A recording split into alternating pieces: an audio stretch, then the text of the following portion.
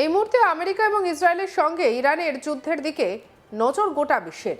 ইরানের সর্বোচ্চ নেতা আয়াতুল্লাহ আলী খামেনেইয়ের জানে শেষ হওয়ার খবরও পাওয়া গিয়েছে। প্রতি মুহূর্তেই উঠে আসছে আরও নানা আপডেট। এই প্রতিবেদনেও আপনাদেরকে চাঞ্চল্যকর এক খবর জানাবো। জানা গিয়েছে খামেনেইকে শেষ করতে আমেরিকা এবং ইসরায়েলে যৌথভাবে একটি সুপরিকল্পিত সামরিক অভিযান চালায়। ইসরায়েলের পক্ষ থেকে ওই অভিযানের নাম দেওয়া হয়েছে অপারেশন রোরিং লায়ন, আর এবং আমেরিকার পক্ষ থেকে নাম রাখা হয় অপারেশন এপিক ফিউরি। এই অভিযানের প্রধান যে টার্গেট ছিলেন ইরানের সর্বোচ্চ নেতা আয়াতুল্লাহ আলী খামেনেই। অভিযানের ফলাফল জানে শেষ আয়াতুল্লাহ আলী খামেনেইয়ের মৃত্যু। আর সেই খবর প্রকাশ্যে আসতেই বিশ্বজুড়ে চাঞ্চল্য ছড়িয়ে পড়ে। মধ্যপ্রাচ্যের শক্তির ভারসাম্য এক মুহূর্তে বদলে যায়, কিন্তু প্রশ্ন উঠছে এই সিদ্ধান্ত কি হঠাৎ নেওয়া হয়েছিল নাকি এর পেছনে দীর্ঘ পরিকল্পনা? বিভিন্ন আন্তর্জাতিক রিপোর্টে উঠে এসেছে এটি কোনো তাৎক্ষণিক বা আবেগপ্রসূত সিদ্ধান্ত ছিল না, বরং বহু মাস ধরে চলা গোয়েন্দা নজরদারির ফল ছিল এই অভিযান।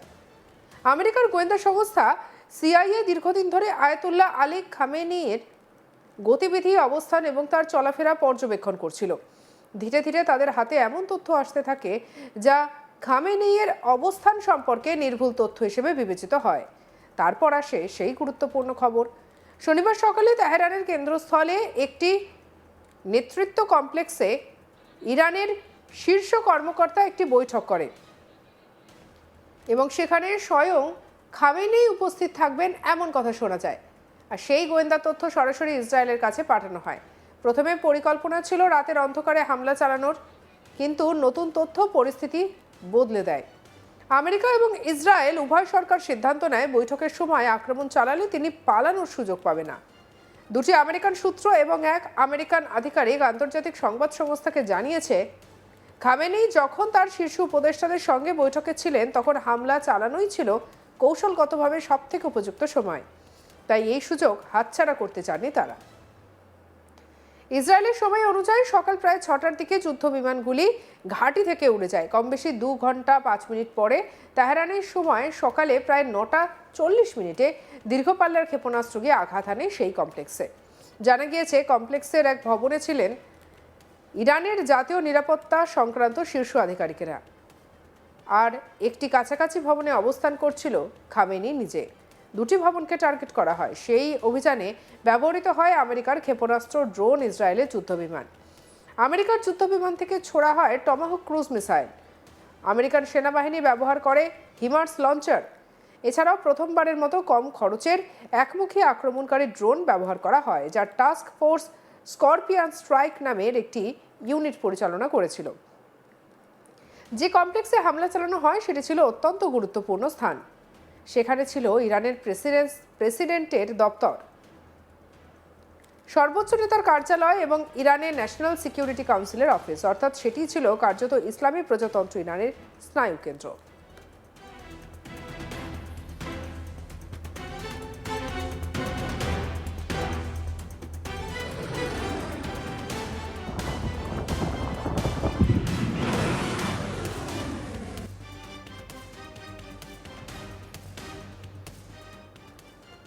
হামলার সময় বৈঠকে উপস্থিত ছিলেন একাধিক শীর্ষ কর্মকর্তা।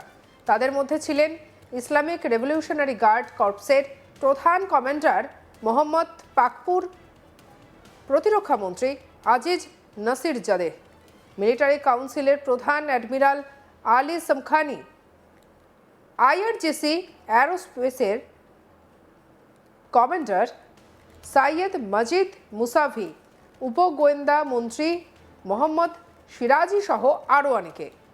আন্তর্জাতিক সূত্রের খবর, এই হামলায় তারা সকলেই জানে শেষ হন। এই ঘটনার পর গোটা মধ্যপ্রাচ্যের নিরাপত্তা পরিস্থিতি চরম উত্তেজনাপূর্ণ হয়ে ওঠে। বিভিন্ন দেশ তাদের দূতাবাসে সতর্কতা জারি করে। আন্তর্জাতিক বাজারেও এর প্রভাব পড়ে, বিশেষ করে তেলের দামে অস্থিরতা দেখা যায়। আরও একটি দিক আন্তর্জাতিক আলোচনায় এসেছে। হামলার সময় নির্বাচন করা হয়েছিল এমন এক সময় যখন ইহুদি ধর্মাবলম্বীদের উৎসব পুরিম আসন্ন। পুরিম উৎসব 2রা মার্চ ধর্মীয় গ্রন্থ বুক অফ এস্থার, আর এতে পারস্য সাম্রাজ্যের একটি ষড়যন্ত্র ভেস্তে যাওয়ার কাহিনী উদযাপন করা হয় এই উৎসবে। সেই ঐতিহাসিক প্রেক্ষাপটের সঙ্গে এই হামলার সময় নির্বাচনকে কেউ কেউ প্রতীকী বলেও মনে করেছেন। তবে এই হামলার পর আন্তর্জাতিক মহলে নানা প্রশ্ন উঠছে। আন্তর্জাতিক আইন, সার্বভৌমত্ব, আঞ্চলিক স্থিতিশীলতা সবকিছু নিয়েই বিতর্ক শুরু হয়েছে। কেউ বলছেন এটি ছিল আত্মরক্ষার কৌশলগত পদক্ষেপ, আবার কেউ বলছেন এটি আন্তর্জাতিক আইন লঙ্ঘন। ইরানের ভেতরেও পরিস্থিতি অত্যন্ত সংবেদনশীল। সামরিক কাঠামোর পরিবর্তন এবং ভবিষ্যৎ কৌশল সবকিছু এখন আলোচনার কেন্দ্রে।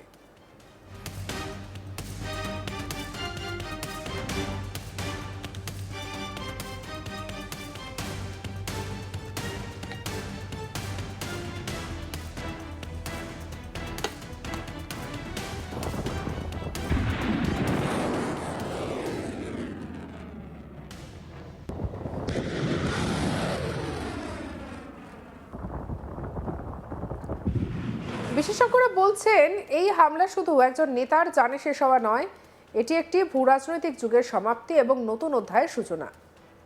মধ্যপ্রাচ্যের শক্তির ভারসাম্য, পারমাণবিক আলোচনা, আঞ্চলিক মিত্রতা সবকিছুতেই বড় পরিবর্তন আসতে পারে। এটি সুপরিকল্পিত বহু মাসের গোয়েন্দা নজরদারির ফলস্বরূপ চালানো সামরিক অভিযান বিশ্ব রাজনীতির গতিপথে গভীর প্রভাব ফেলেছে। পরিস্থিতি দ্রুত বদলাচ্ছে।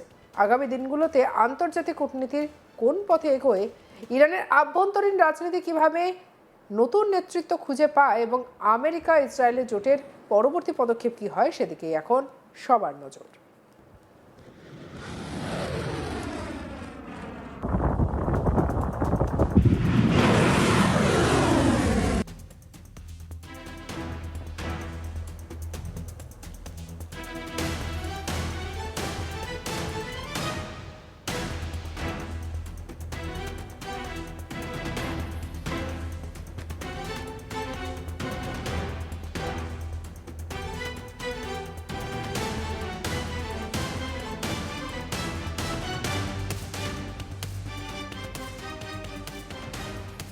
বিভিন্ন আন্তর্জাতিক রিপোর্টে উঠে এসেছে এটি কোনো তাৎক্ষণিক বা আবেগপ্রসূত সিদ্ধান্ত ছিল না, বরং বহু মাস ধরে চলা গোয়েন্দা নজরদারির ফল ছিল এই অভিযান।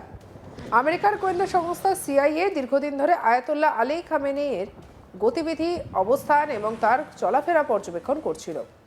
ধীরে ধীরে তাদের হাতে এমন তথ্য আসতে থাকে যা খামেনেইর অবস্থানের সম্পর্কে নির্ভুল তথ্য হিসেবে বিবেচিত হয়। তারপর আসে সেই গুরুত্বপূর্ণ খবর।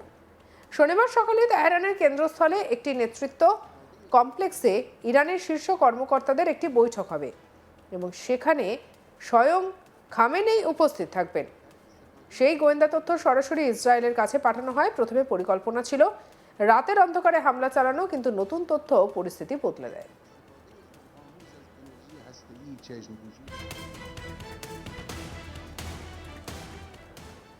সঙ্গে রাখুন আজ তাক বাংলাকে। অন্যান্য খবরের জন্য লাইক, কমেন্ট, শেয়ার, সাবস্ক্রাইব করতে ভুলবেন না।